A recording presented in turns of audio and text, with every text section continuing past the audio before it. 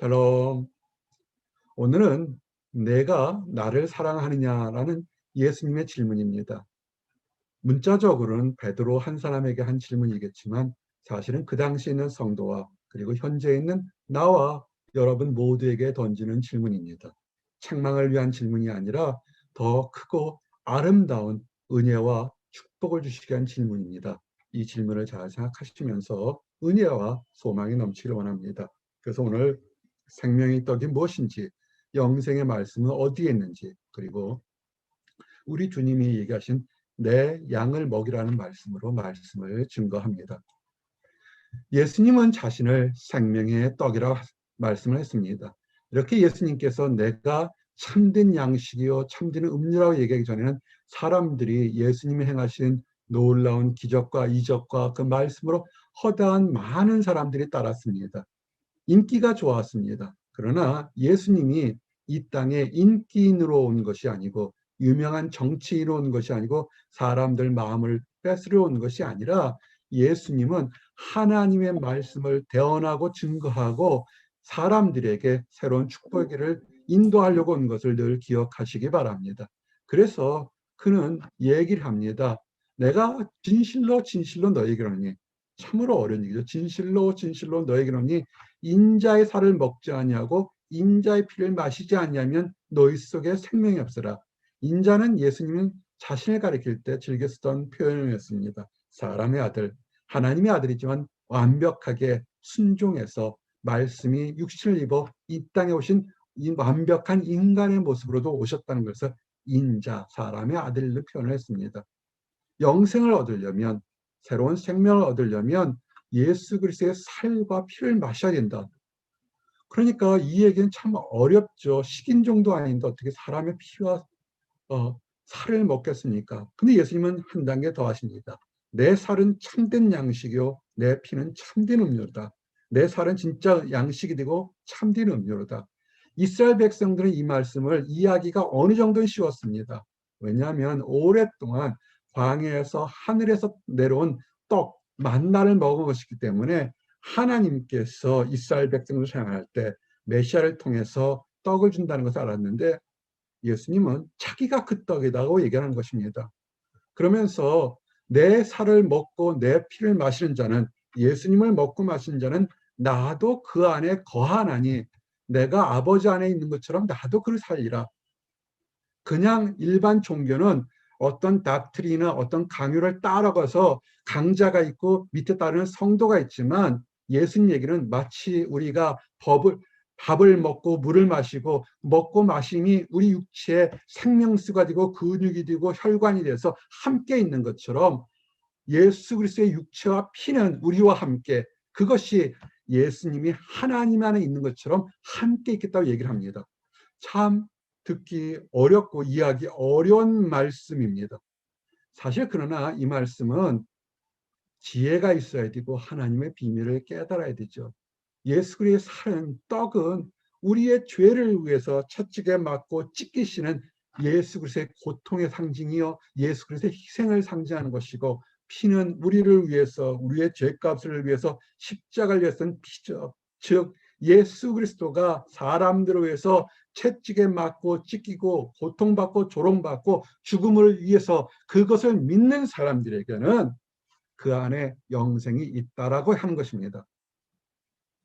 로마서 말씀처럼 이 예수를 하나님의 그의 피로서 믿음으로 말미암는 화목제물로 세우셨으니, 즉 예수 그리스도의 살과 예수 그리스도의 피는 마치 이스라엘 백성들이 제사할 때 화목제물을 지낼 때 죽이는 양의 살과 그 흘리는 피처럼 화목제물로 삼으셨으니, 화목제물은 먹는 거였거든요.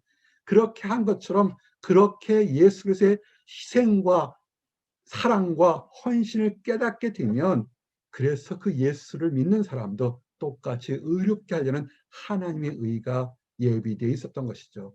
하나님의 의, 예수의 희생과 사랑을 믿게 되면 그 안에 생명이 있는 것입니다. 자, 이렇게 말씀을 하니까 사람들이 어렵다라고 합니다.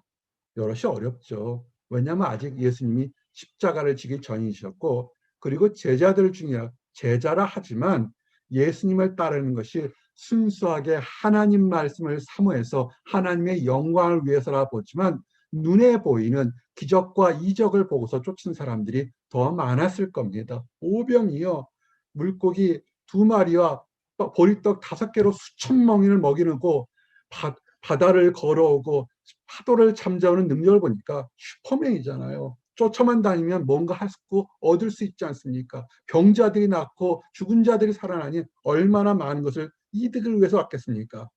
그런데 예수님은 무시로 얘기합니다. 내가 죽는 것이 너희들에게 유익하다. 그러니까 걸림돌이 된 줄 압니다. 그래서 예수님이 해가죠. 인자가 이전에 있던 곳, 인자는 예수 그리스도는 땅에서 온 사람이 아닙니다. 이전에 있던 하늘에서 육신이 하나님 말씀이 변해서 사람의 모습으로 이 땅에 왔던 것입니다. 그래서 다시 하늘로 올라가면 너희들이 그때서야 깨달을 것이고 그때 어떻게 생각하냐 묻습니다. 그러면서 예수님의 최대의 관심은 살리는 것은 영이니 육은 무익하니라. 많은 종교 생활하는 사람들의 착각한 것은 육을 위해서 기도합니다. 열심히 새벽 기도나 치성을 드리거나 정성을 드리는 것이 내가 이 땅의 삶에 조금 더 번영하고 조금 더 한 치수 넓은 집에 살려고 그러고 좀 더 높은 곳에 올라가서 명성을 얻는 데 도움이 되려고 종교 생활하는 사람들이 있습니다. 그러나 참된 신앙생활은 이 세상 삶도 중요하지만 함께 한 상에 먹고 마시며 웃음꽃이 넘치는 가정생활도 중요하지만 더 영원한 것, 그건 유한하잖아요. 이 땅의 삶, 길어야 120년밖에 안 되는 삶이니까 영원한 삶, 영을 살리고 싶은 겁니다. 그렇죠. 진정 사랑하는 사람은 유한한 것을 살리려고 노력하는 것이 아니라 유한한 것부터 시작해서 영원한 것까지를 살리려는 하나님의 사랑을 알아야 되는 거죠. 그러자 이때부터 생각하니까 이제 의심하는 사람들이 생깁니다. 그리고 결정적으로 제자들이하고 따르는 사람들 중에서 나를 팔 자, 나를 배신할 자가 누군지 나는 안다고 얘기를 한 겁니다. 그러면서 내가 아버지께서 허락하지 않으면 아무도 올 수 없느니라. 그렇죠. 우리의 노력으로는 아버지 곁에 갈 수가 없습니다. 그때부터 마음에 찔림이 있었죠. 그때부터 그의 제자 중에서 많은 사람들이 떠나가고 예수님 마음이 참 서운하셨을 것 같아요. 아시고 계셨지만 이별의 순간이 오는 거죠. 사람들이 예수님을 순수하게 하나님의 아들 메시아 이스라엘을 진정으로 영적으로 구원할 사람을 온 게 아니라 한 자리 얻으려는 정치판에 몰입배처럼 쫓아왔던 것과 비슷한 거죠. 안타까운 것입니다. 그래서 다시는 그와 함께 다니지 않습니다. 욕심 때문에 내가 보고 싶은 것만을 봅니다. 어떤 사람들 얘기합니다. 하나님이 안 계신 것 같아요. 왜 이렇게 나에게만 힘들고 어렵습니까? 아니에요. 낙심과 좌절의 눈을 버려버리면 지금 그 처절하게 힘든 곳에서 야곱이 돌베개를 베고자 할 때 하나님만을 의지하는 그 순수함처럼 하나님의 도우심이 있다는 것을 알게 됩니다.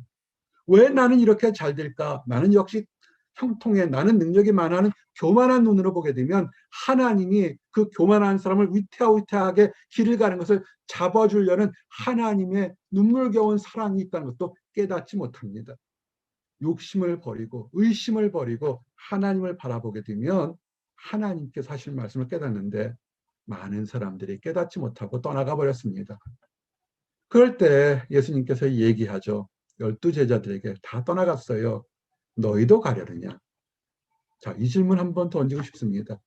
여러분도 가시겠습니까? 남들 다 가지는 거 나 갖지 못했습니다.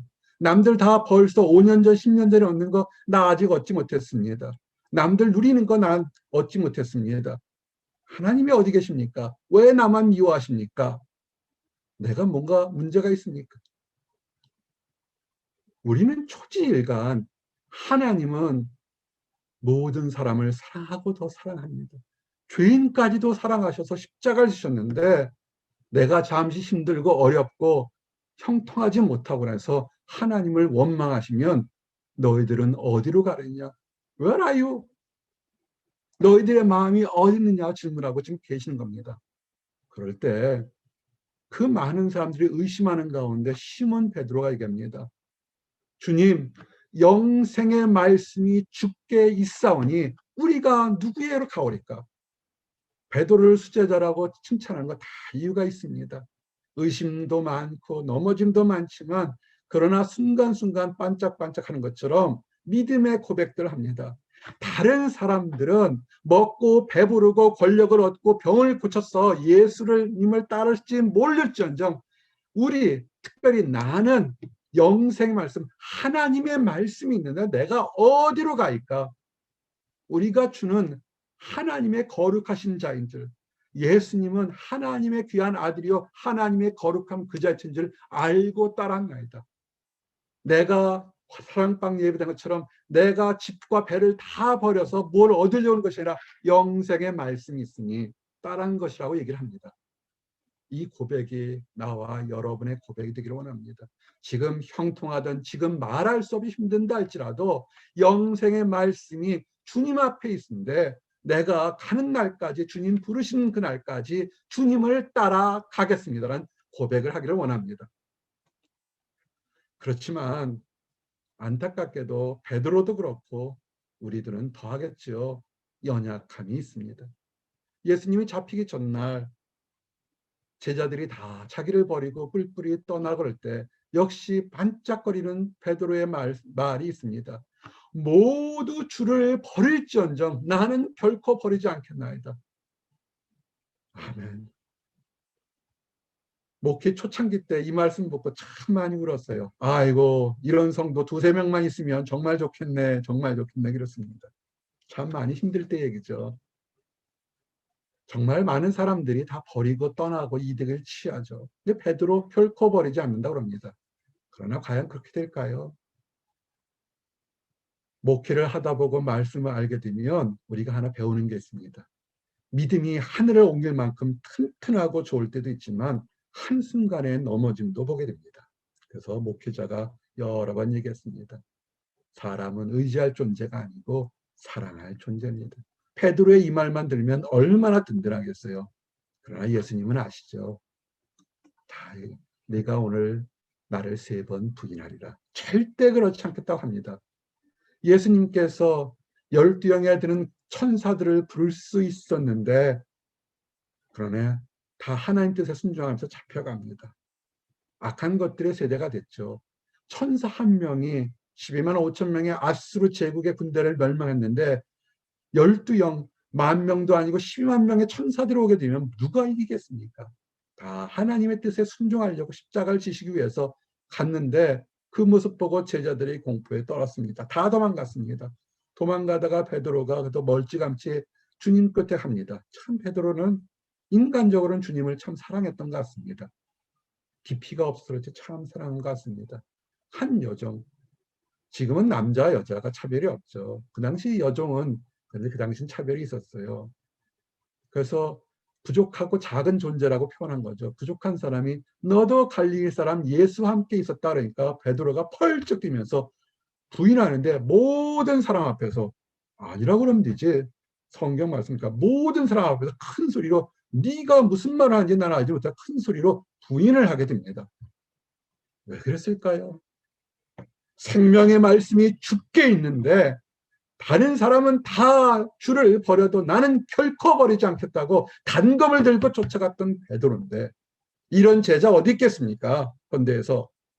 그런데 가장 그 당시에 미약하다고 한 사람 한 말에 지나가면서 한 말에 큰 소리로 나는 네가 무슨 말을 하는지 정말 모르겠다 그럽니다. 무서움과 낙심과 두려움과 공포가 몰려오게 되면 보지를 못하죠. 내가 생명의 떡이요 생명의 피라고 물이라고 얘기했을 때 자기 욕심에 따라 도망간 것처럼 베드로에겐 낙심과 두려움과 공포와 좌절이 몰려오니까 제대로 판단이 안 되는 겁니다. 슬금슬금 도망갑니다. 또 다른 여정이 얘기합니다. 이 사람이 나사렛 예수가 있었다. 다른 사람이 이럴 때 그냥 큰 소리만 얘기하지 베드로가 맹세하고 뭘 맹세까지 할 게 있어요. 맹세하고 부인하 이르되 나는 그 사람을 알지 못한다. 우리 주님 다 보고 듣고 계셨어요. 멀찌감치 하는 얘기 베드로가 얼마나 크게겠는지 다 보고 듣고 있었습니다.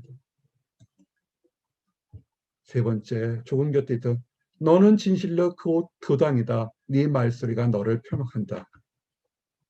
떨었는지 어떻게 이제 네 말소리를 보니까 너는 같은 편이다 그랬더니 베드로는 이제 부인에서 맹세에서 한 단계 더 저주까지 합니다. 나는 그 사람을 알지 못한다. 부인할 때만 해도 괜찮은데 맹세할 때만 해도 괜찮은데 저주까지 하면서 나는 그 사람을 알지 못한다고 인간이 할 수 있는 그 당시 이스라엘 백성들이 할 수 있는 가장 최고의 부인을 해버렸습니다. 그랬더니 곧 닭이 울었습니다. 예수님께서 잡히기 전에 했던 말씀, 내가 닭이 울기 전에 3번 나를 부인하는 생각이 들어서 양심의 가책과 그 모든 이루어지는 말씀 듣고 심히 통곡합니다. 이 말씀이 우리에게 큰 도전과 위로가 됩니다.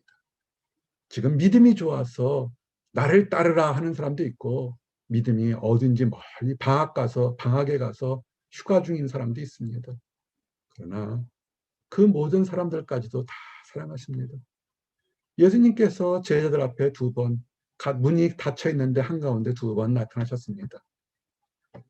예수님은 생전에 말씀했습니다. 내가 부활해서 너희들보다 먼저 갈릴리로 가겠다.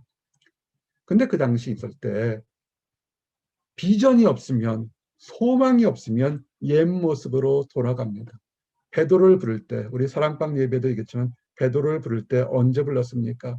고기 하나 못 잡고 밤새도록 수고했지만 고기 하나도 못 잡을 때 예수님이 그 배에 올라와서 말씀을 전한 걸 듣고 나서 깊은 곳에 가서 그물을 던졌더니 큰 물고기를 2배가 하라할 정도 큰 물기를 보고 주여 나는 죄인으로서다 나를 떠나소서 그랬습니다. 그가 보고서 소망을 보고서 모든 것을 버리고 예수를 쫓았습니다. 소망이 사라지고 맹세와 부인까지 저주까지 하던 베드로에게 예수님이 2번 보이셨습니다. 제자들에게 1번, 도마가 없어서 또 1번. 그 기다리라고 그랬죠. 근데 베드로가 얘기합니다. 나는 물고기 잡으러 가노라. 여러분은 어떠셨을까요? 여러분은 아마 어쩌면 예수님 부활하셨다 큰 프랭카드 말고 잔치를 준비하실지 모르겠습니다. 믿음이 좋으셔서. 근데 베드로는 눈에 보이는 확신이 또 사라지니까 마음속에 의심이 나니까 내가 헛것을 봤나 옛 모습으로 돌아갑니다. 베드로는 어부였습니다. 심심하고 힘들고 어렵고 그의 삶에 가장 친숙한 물고기 잡으러 돌아갑니다. 우리가 믿음이 좋으면요 유혹받지 않습니다. 힘들고 어려우면 우리가 처음 예수를 믿기 전 그보다 추악한 모습으로 옛 모습으로 돌아가는 것을 주의하셔야 됩니다. 우리가 예수를 바로 믿으면 죽기 전에 믿으면 하늘 날아가는 거 압니다. 그런데 왜 우리가 모태부터 어린아이 가정들을 신경 써야 되면 우리가 옛 모습으로 돌아갈 때가 있습니다. 믿음과 소망과 비전이 사라지면 베드로가 비전이 사라졌어요. 예수님께서 부활하신 거 아는데 뭘 해야 될지 내가 뭘 할지 모르니까 그냥 다시 고기를 잡으러 갑니다. 쫓아가는 사람들 보십시오. 그들도 또 어부들과 함께 비전이 없으니까 고기를 잡으러 갑니다. 그날 밤에 아무것도 잡지 못했습니다. 밤에 어부들이 잡으면 1-2마리, 피라미라도 1마리 잡겠죠. 아무것도 잡지 못했습니다. 평생을 바닷가에서 고기 잡던 사람들의 경험이 충분한데 한 번쯤 생각해 보셔야죠. 크리스찬에게 우연은 없습니다. 힘든 것도 변장된 축복이고 잘된 것도 겸손과 하나님 앞에 감사를 드리는 것입니다. 감사하지 못한 사람 새로운 축복받을 때 그만큼 연기됩니다. 힘들 때에도 오히려 감사하는 사람 더 크고 아름답고 순결한 축복이 예비인 것입니다. 4절 보니까 날이 새어갈 때 예수께서 바닷가에 서셨으나 저는 궁금해요. 예수님께서 언제 서 있었을까? 제자들이 밤새도록 수고하고 허탄치고 입에서 쌍욕이 나왔을지도 모르을 그 탄식 속에서도 예수님은 그걸 다 들으시고 바닷가에 서서 계셨던 겁니다. 사랑하는 성도 여러분, 여러분이 지금 낙심과 좌절과 우울 속에 있다 할지라도 예수님은 한 걸음 뒤에 서서 계셔서 여러분들을 지켜보고 계시는데 알지를 못하더라. 비전이 없으니까 소망이 없으니까 깨닫지를 못하는 것입니다. 얘기합니다. 얘들아 너에게 고기가 있느냐?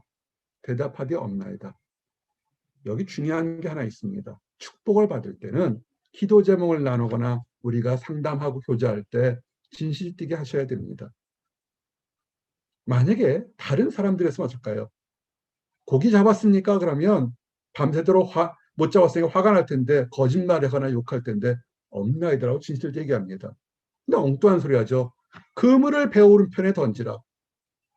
아니 배도 안 탄 어부가 아닌 사람이 있어서 얘기합니다. 그물을 오른편에 던지라 그랬는데 그들이 무슨 생각인지 모르지만 그물을 오른편에 던졌습니다. 여러분, 때로는 우리의 판단과 경험으로 이해하지 못하는 말씀이 우리에게 옵니다. 힘듦은 변장된 축복. 너무 어려워요. 안 했으면 좋겠습니다.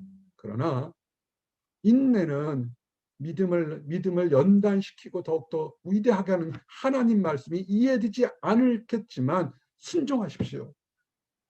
제자들이 순종했을 때 물고기가 많아 그물을 들 수 없도록 큰 고기들이 걸리기 시작합니다. 그럴 때 예수께 사랑하는 제자 요한이겠죠. 사도 요한이 딱 형태를 보고 요한이 참 상을 빠이 판답니다. 빈 그물이 갑자기 고기가 많아지고 멀찌감치 한마디 했는데 고기가 멀니까 주님이시다. 그러니까 우리 베드로 형님 멋있습니다. 그냥 그대로 겉옷 벗고 있다가 얼마나 힘들었으면 옷 우통 다 벗고서 그물질했는데 하나도 못 젖었는데 그래도 주님이시니까 벌거벗은 몸은 창피하니까 우통 벗고 그대로 물속에 뛰어듭니다. 아마 이때 기록은 올림픽 신기록보다 빠르지 않았을까 생각합니다. 달려갑니다. 다른 제자들은 고기가 잡힌 거 있고 오십가층 얼마 멀지 않으니까 고기를 끌고서 오게 됩니다. 근데 여기 보니까 또 놀라운 게 한 말씀이 있습니다. 육지에 올라와 보니 숯불도 있는데 그 위에 생선이 놓였고 떡도 있더라. 왜 그러셨을까요? 예수님이 언제부터 서 계셨을까 한번 생각해 보십시오. 컴컴할 때 분명히 멀찌감치 그래도 아주 깜깜해서 바닥에 서 있는 것을 보지 못할지 모르지만 동력 틀 때 되면 사람 형상이 보였을 텐데 예수님을 알아보지 못했죠. 알아보기를 원했는데 오랫동안 서 계실 겁니다. 그리고 왜 숯불을 놓으셨을까요? 추웠겠죠. 추운 제자들을 위해서. 왜 생선을 놓고 떡을 놨을까요? 제자들이 순종하지 않고 그물을 오른쪽에 던지지 않아도 빈 그물을 들고 와도 먹여야 되잖아요. 예수님은 참 사랑이 많으십니다. 크게 순종하면 크게 받는 것이고 작게 순종하면 작게 받는 것이고 순종하지 못한다 할지라도 책망보다는 새로운 기회를 주시는 우리 예수님을 바라보게 됩니다. 그러면서 사람들이 한 예수님께서 말씀하시면 고기들이 다 올라올 텐데 그 어부들이 잡은 것도 얘기하죠. 지금 잡은 생선을 좀 가져오라. 우리들의 아주 작은 정말 별 볼 일 없는 하나님 앞에 행동까지도 예수 그리스도는 다 기억하시고 이리 좀 가져와 보라. 너희들 참 잘했다 얘기를 한 것입니다. 금을 잡아오는데 얼마나 큰 건지 153마리. 153마리. 이 잡혀서 고기가 찢어지지 않을 정도로 잔뜩 잡혔습니다. 와서 조반을 먹어라. 밤새도록 한 것이 없고 추웠을 테니 먹으라. 제자들이 다 알죠. 예수님인 걸 압니다. 요한은 그 전부터 알아봤고 베드로는 물속을 뛰어들면서 알아봤고 그리고 예수님께서 또 예배한 떡도 가져다 그들에게 주고 예수님이 만드신 준비한 생선도 줍니다. 이것이 7명의 제자들 앞에서 나타난 세 번째 모임 증거였습니다. 그런데 다 먹고 나신 다음에 누구도 제자들 누구도 누구십니까라고 질문하지 않습니다. 시몬 베드로에게 특별히 유난하게 시몬 베드로에게 요한의 아들 시몬아 성경에 시몬아라고 표현할 때는 인간적인 모습이 있을 때 시몬아 그러죠. 믿음이 하나님 안에 있을 때는 베드로라는 표현을 하죠. 요한의 아들 시몬아 내가 이 사람들보다 나를 더 사랑하느냐 이 질문이 뭐였습니까? 다른 사람들은 다 떠날지언정 나는 결코 주를 떠나지 않겠다. 우리가 기도나 우리가 하나님과의 대화 다 기록되고 있는 거 기억하고 있는 것을 기억하십시오. 우리 입에서 선하고 은혜로운 얘기들 나와야 됩니다. 진실된 얘기 나와야 됩니다. 그럴 때 얘기합니다. 주님 그러하이다. 내가 주님 사랑하는 줄을 주께서 아시나이다. 이르시되 내 어린 양을 먹이라 그랬습니다. 요한복음 15장, 21장 15절, 16, 17절에 보면 이 질문을 세 번 하고 세 번 질문을 답합니다. 근데 이게 원어가 아니기 때문에 우리가 조금 하나 어렵지만 원어에는 뭐냐면 요한의 아들 시몬아 내가 나를 하나님처럼 하나님을 사랑하듯이 사랑하느냐 그럴 때 베드로가 이리저리 보니까 자기의 연약함과 부족함을 봅니다. 주님을 사랑한 줄 주께 사랑이다. 내 능력의 한계를 주님을 아십니다. 예수님은 아가페 신적인 사랑을 할 수 있느냐 할 때 베드로는 필리아 형제 사랑하는 것처럼 사람들 사이에 사랑하는 것처럼 내가 할 수 있는 만큼 거기선 최선을 다하겠습니다. 이미 한번 흰소리 해가지고 지키지 못한 것을 아니까 그는 내 사랑을 여기까지는 최선을 다하겠습니다 얘기합니다. 그래도 책망하지 않고 내 어린 양을 먹이라 그럽니다. 또 한 번 질문합니다. 요한의 아들 시몬아 내가 나를 사랑하느냐? 주님 그러하이다. 내가 주님을 사랑하는 줄 주께서 사랑하시다. 내가 예수 그리스도가 하나님을 사랑할 즉 정말 전적으로 하나님의 능력으로 사랑할 수 있느냐? 베드로는 아니거든요. 아닙니다. 내가 부족한 거 아닙니다. 하지만 그러나 내가 가진 모든 것으로 하나님을 사랑합니다. 그랬더니 네 목숨을 다해서 내 양을 쳐라 성도들을 돌봐라 합니다. 이때도 예수님은 아가페 신적인 사랑으로 질문하셨고 베드로는 필리아 형제 사랑으로 대답했습니다.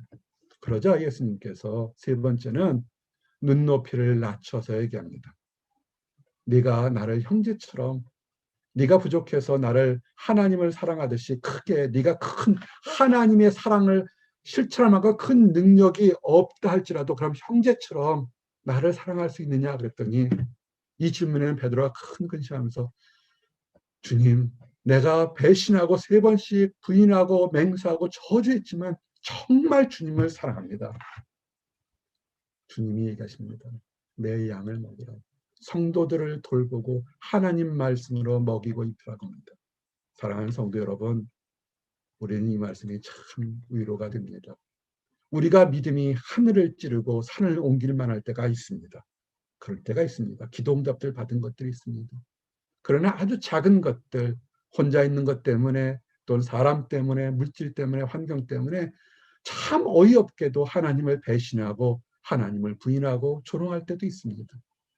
그러나 우리 주님은 내가 나를 사랑하냐 질문하면서 우리들의 연약함까지도 허물까지도 다 짊어지시고 십자가에 지셨고 늘 넘어지는 사람들을 다시 일으켜 세우려는 것을 늘 기억하시기 바랍니다. 여러분, 여러분을 사랑하시고 나를 사랑하시는 우리 주님의 말씀, 내 양을 먹이라. 우리 주변에 하나님을 알지 못하는 사람들, 가족들, 이웃들이 있습니다. 우리 같은 사람을 사랑한 것을 깨닫고 사랑을 실천하시고 증거하시기 바랍니다. 그래서 칭찬받고 예비된 하나님의 양식을 다 먹기 바랍니다. 기도하시겠습니다. 하나님 감사합니다. 부족하고 넘어지고 정말 흠투성인데도 마지막까지 사랑하시고 마지막까지 용서와宽용과 능력을 베풀어 주심을 인하여 감사합니다. 아버지 이 사랑에 힘입어 아버지 하나님이 주신 소명과 비전을 가질 수 있도록 인도하시고 한 걸음 한 걸음 나갈 수 있도록 허락해 주시옵소서. 하나님을 알지 못해서 하나님의 참된 모습을 보지 못해서 세상으로 달려간 사람들이 있습니다.